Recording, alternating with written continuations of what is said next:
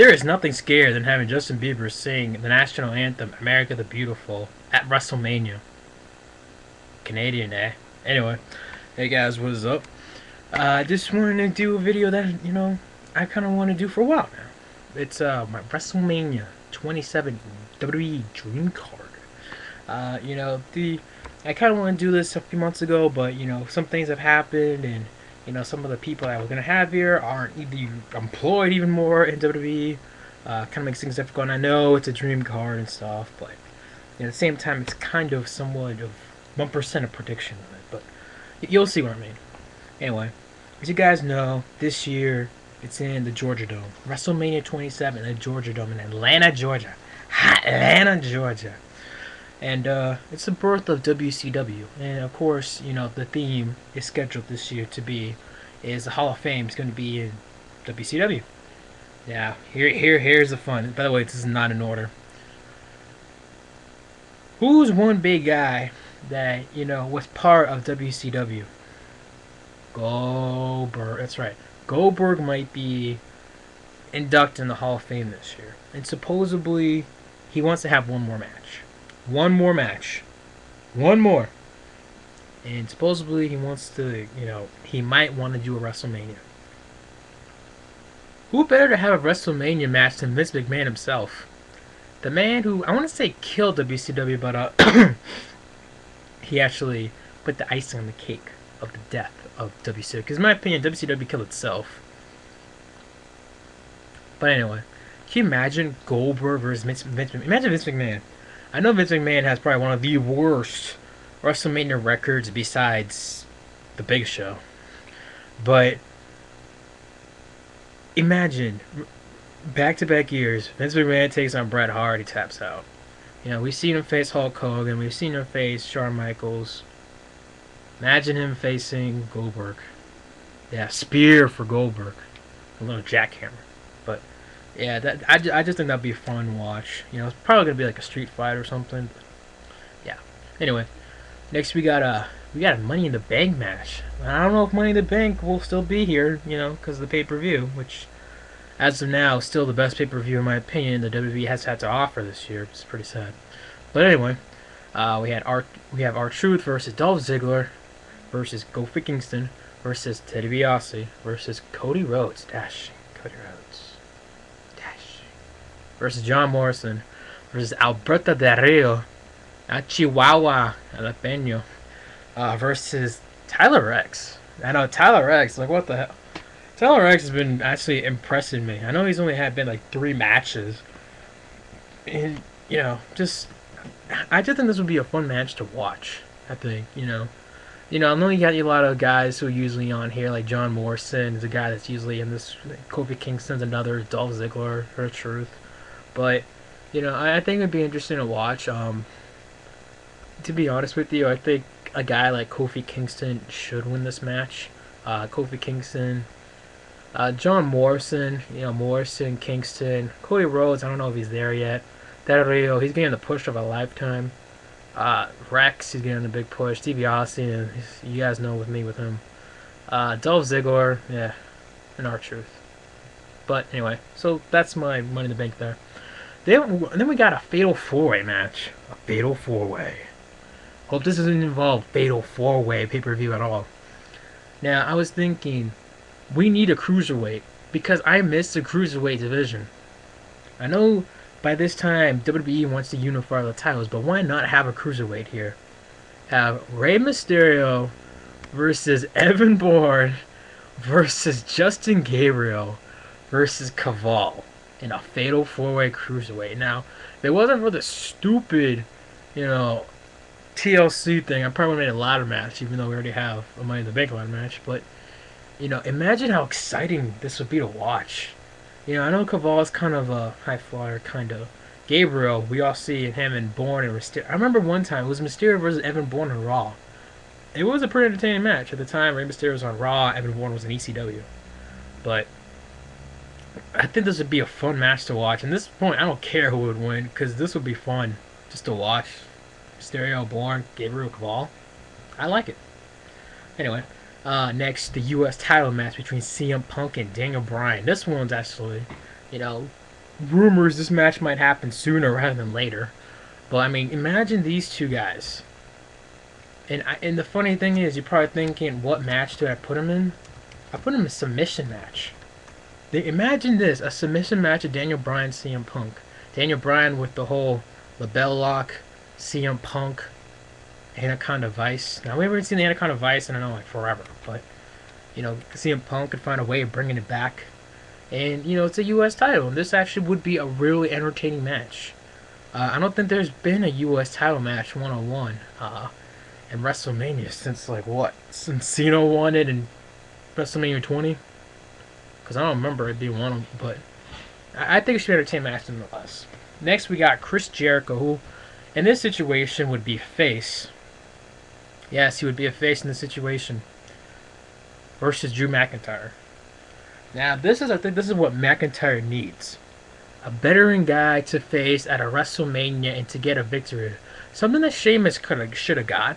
But again, who was he facing? Triple H. Chris Jericho is one of those rare guys in WWE that can actually, you know, not afraid to go over and say, oh, I got beat by a young guy. No, he can do that. So, you know, give it to Drew McIntyre, I think. So that would be a good match, I think, too, also on paper.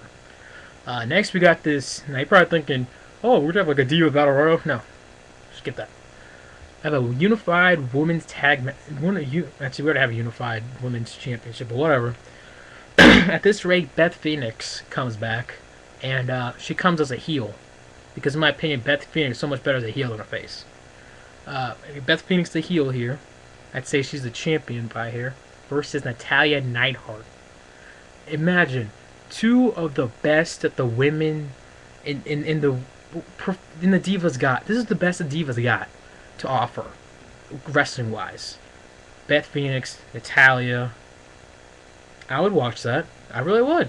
You know me, I'm kind of picky when it comes to Divas matches. I would watch this. It's true, I would. You're probably thinking, no, you won't. Yeah.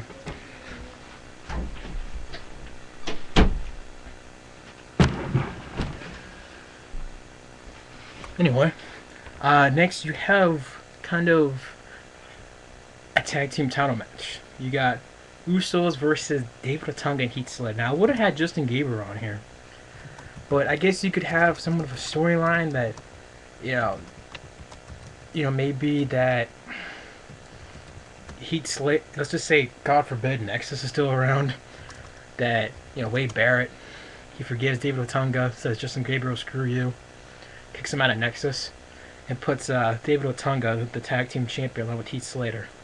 And they face the Usos, who actually, believe it or not, I think would be a face in the situation. You have them in the match, it'd be pretty good. Pretty entertaining, in my opinion. So, yeah, that's with a tag team match. Next, you got The Miz versus The Big Show. And The Miz still has the Money in the Bank briefcase. I'll get to that a little later. You know, this could kind of be something like they still got a rivalry from the whole a Show Miz. And the fact that The Miz says he's awesome whenever The Big Show comes out, like a big teddy bear he is, saying, you're not awesome, I'll punch you in the face, blah, blah, blah. And The Miz can make fun of how bad Knucklehead did in the movie theaters and how great the real world has become for, you know, The Miz and yada, yada, yada. Then we got the WWE Undisputed 6-man. Now, it's not called a 6-man tag team match, but I forget what it's called. I'm just going to go with the 6-way match. You got Randy Orton versus Edge versus Wade Barrett versus Sheamus versus Triple H versus Kane. This would be an interesting match. And I think this would be the match that you unify it. You unify the belts. And by this time you have Edge is like the world champion. And you have, let's just say, Sheamus, the WWE champion. And the guy who comes up here, I think you'd give it to Wade Barrett. I think you would. And Triple H, he's done everything. Kane, he's close to the end of his career. Edge has done everything. Randy Orton's done everything. You gotta give it to a guy, I think, that it's kind of like the whole Chris Jericho back in the whole, you know, after the whole invasion thing a couple months later when he became, you know, unified champion. We were all stunned. We're like, oh my god. Chris Jericho is the unified champion. He has a WF belt and the WCW belt. I think this could be kind of like that situation. And then he wins it, Wade Barrett. And then you hear awesome. Wade Barrett's all tired from this match. Miz comes out of nowhere, hits the freaking briefcase, hits skull crushing finale, and the Miz turns face. I know, it's crazy. And catches it and wins the Undisputed Championship. I know, it sounds whacked. It sounds whacked, I know, but remember, I'm having fun with this. So please don't take this seriously. Man, something's in my throat. Last but not least, John Cena versus The Undertaker. Now, I know Mitch and the rest of the wrestling gurus kind of thought of this. And I was actually going to change this, but I actually agree with them. John Cena versus The Undertaker in an I Quit match. How interesting would this be? Seriously. An I Quit match with John Cena and The Undertaker. Undertaker streaks on the line. You never hear The Undertaker say I quit. We've never heard John Cena say I quit.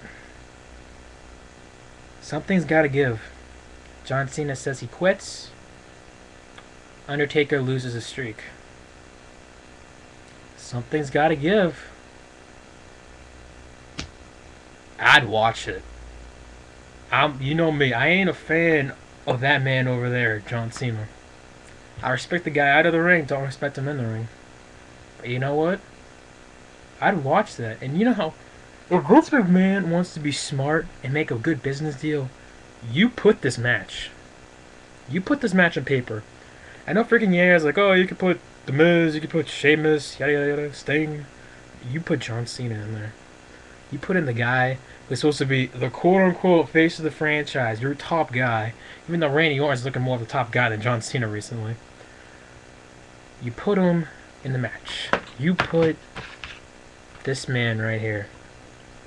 This man right here.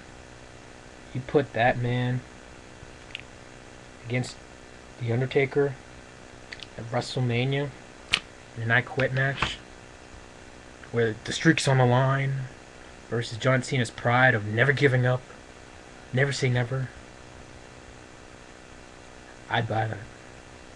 Anyway, just want you guys to give your thoughts on that, and have a good night. Have a good Halloween. Stay safe, brothers. Why? Your house gets egged. It's my fault. Just kidding. Who freaking does that anymore, really?